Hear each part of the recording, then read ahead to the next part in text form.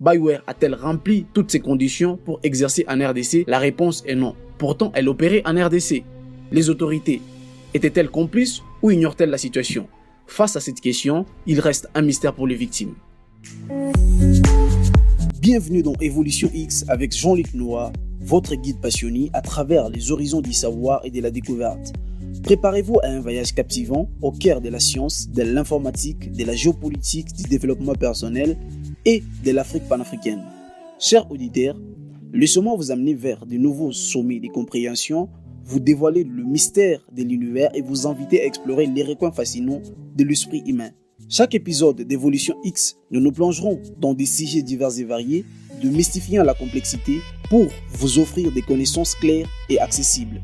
Je suis Jean-Luc Noah, votre fidèle compagnon de voyage intellectuel, avec une passion inébranlable pour l'apprentissage et la transfusion du savoir. Je suis ici pour vous guider dans une quête constante d'évolution personnelle et de compréhension du monde qui nous entoure. Ensemble, nous briserons les barrières de l'ignorance et élargissons nos horizons pour forger un avenir meilleur et plus clair.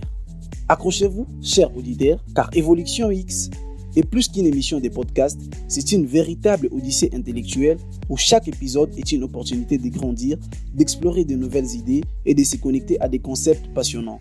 Préparez-vous à être inspiré, à être défi ou à vous émerveiller face aux merveilles de notre monde en constante évolution.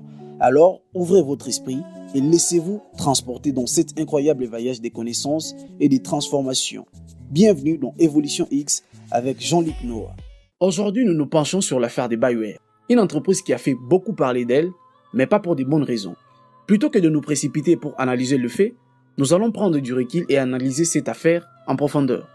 Comme l'a si bien dit un auteur et père de la sociologie, l'analyse des faits sociaux doit se faire de manière objective et scientifique, en se basant sur les données empiriques.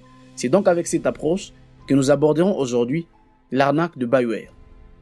La République démocratique du Congo est généralement connue pour être l'un des pays où certaines activités illégales, y compris les arnaques sur Internet, sont répandues.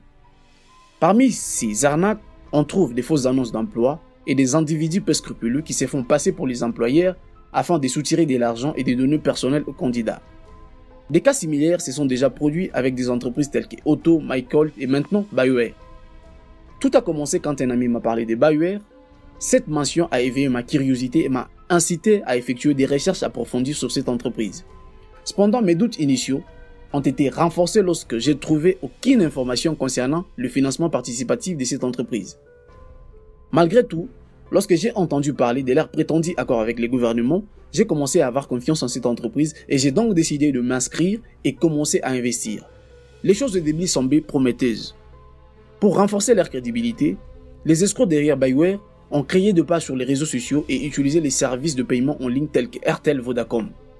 Ils ont même fait des dons à des ONG. Leur stratégie a fonctionné à merveille, convainquant de milliers de personnes d'investir en leur promettant des rendements alléchants allant entre 5 et 16% sur le montant investi. Cependant, cette stratégie s'est avérée une fraude financière connue sous le nom de pyramide de Ponzi. Elle promettait des rendements élevés aux investisseurs en utilisant les fonds de nouveaux arrivants pour payer les anciens investisseurs. Les tableaux financiers des BioWare semblaient trop beaux pour être vrais. Par exemple, un investissement de 100 000 et de 100 000 pouvait générer jusqu'à 5 000 et 10 000 francs par jour. Et entre 500 000 et 1 million pouvait générer jusqu'à 25 000 et 50 000 francs par jour. Tout ça en promouvant simplement l'entreprise et en invitant de nouveaux investisseurs.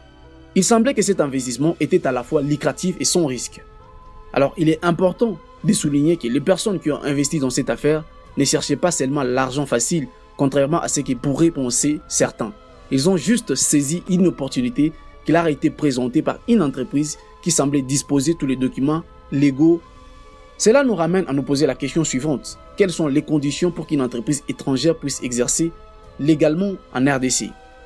En effet, les entreprises étrangères doivent se conformer au Code des sociétés commerciales congolais ainsi qu'à d'autres lois et réglementations en vigueur. Cela inclut l'enregistrement de l'entreprise auprès du guichet unique pour l'obtention du numéro d'identification nationale, la définition de la forme juridique, la constitution d'un capital social, bien que la RDC n'exige pas de capital minimum pour les entreprises étrangères. Certaines spécificités existent. L'obtention des autorisations sectorielles nécessaires, la nomination d'un candidat légal en RDC et les dépôts des statuts de l'entreprise au greffe du tribunal des commerces.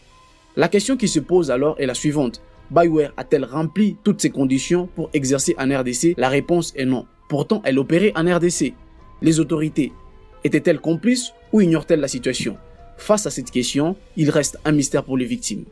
Rappelons que les autorités de la régulation de la poste des télécommunications de la RDC, RTPC en sigle, a pour mission de réglementer, de superviser et de promouvoir le secteur de postes et des télécommunications en RDC. Elle est habilitée à communiquer ou à organiser des conférences de presse pour dénoncer les arnaques liées aux communications téléphoniques ou sur Internet et à informer les publics, les opérateurs des télécommunications et les médias de précautions à prendre. Est-ce que la RTPC a-t-elle rempli sa mission? La réponse est non. Maintenant, il reste à savoir qui sont les auteurs de cette opération et quels sont les organismes qui les ont aidés. Nous devons garder à l'esprit que Bioware n'est pas la première entreprise à agir de la sorte. Il y a eu d'autres entreprises comme Otto, MyColt et bien d'autres. Ce qui aurait dû éveiller la méfiance à l'égard de cette entreprise est le fait qu'elle conservait les mots de passe des utilisateurs en clair. Or, les ingénieurs en général ont une éthique professionnelle qui met l'accent sur la sécurité et la protection des informations sensibles, comme conserver un mot de passe en clair et non crypté est considéré comme une pratique pire et peu éthique. De plus, contrairement à certaines plateformes de paris sportifs qui utilisent des API, interfaces de programmation d'applications, pour les dépôts des comptes, Bioware demandait aux utilisateurs de transférer l'argent sur un numéro de compte appartenant à la société, comme s'ils effectuaient un dépôt normal sur un compte.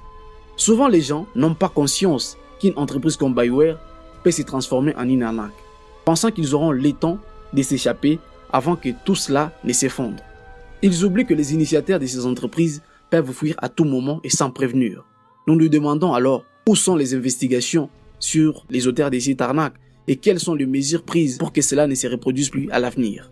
Lorsque nous examinons de plus près les événements entourant Bioware, il est clair que cette affaire a révélé de nombreuses lacunes dans le mécanisme de réglementation de contrôle en RDC. Les investisseurs ont été victimes d'une entreprise qui n'a pas rempli les conditions légales nécessaires pour exercer ses activités dans le pays. Cela révèle des questions sur les rôles des autorités compétentes, notamment l'autorité de régulation de la poste des télécommunications, qui est chargée de superviser les secteurs de poste de télécommunications, avait pour mission de dénoncer les arnaques liées aux communications téléphoniques ou sur Internet. Mais, dans le cas de Bioware, elle n'a pas rempli cette mission. Il est important de souligner que les victimes de cette arnaque ne sont pas seulement à blâmer pour avoir cherché des gains rapides, elles ont été induites en erreur par une entreprise qui semblait légitime avec tous les documents et les apparences d'une entreprise sérieuse. La confiance a été trahie. Une question cruciale demeure: qui sont les auteurs de cette opération frauduleuse et quels sont les mécanismes ont pu les aider? Les enquêtes doivent se poursuivre pour identifier les responsables et les traduire en justice. De plus, il est essentiel que des mesures soient prises pour empêcher de telles arnaques de se produire dans l'avenir. En tant que société, nous devons être vigilants face à de telles escroqueries et prendre des mesures pour protéger nos informations personnelles et financières. La sécurité en ligne est d'une importance capitale et nous devons nous assurer de faire preuve d'une prudence lors de nos investissements et transactions. Il est également crucial de souligner l'importance de l'éducation et la sensibilisation. Plus nous serons informés sur les pratiques frauduleuses, plus nous serons en mesure de les reconnaître et de nous protéger. Les médias, les organisations gouvernementales et la société civile ont un rôle essentiel à jouer pour informer les publics et promouvoir la vigilance. Nous espérons que cette analyse de l'affaire Bioware a contribué à éclairer certains aspects de cette arnaque et à susciter une réflexion sur les enjeux plus larges liés à la sécurité financière en ligne. Restez informés, restez vigilants, ne laissez pas votre confiance être trahie par des promesses trop belles pour être vraies.